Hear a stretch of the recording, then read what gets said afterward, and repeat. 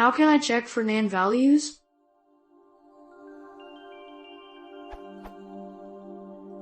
Float NaN represents NaN, not a number.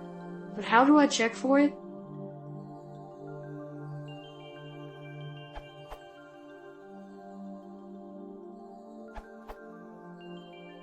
Use math.isNaN.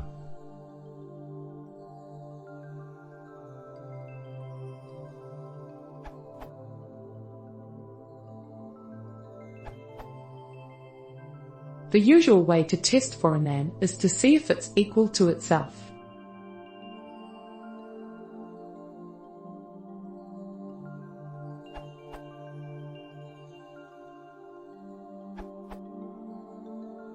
NumPy.isNaN number tells you if it's NaN or not.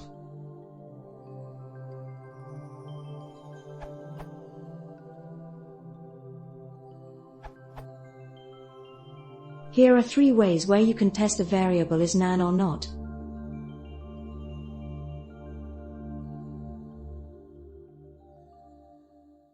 Output.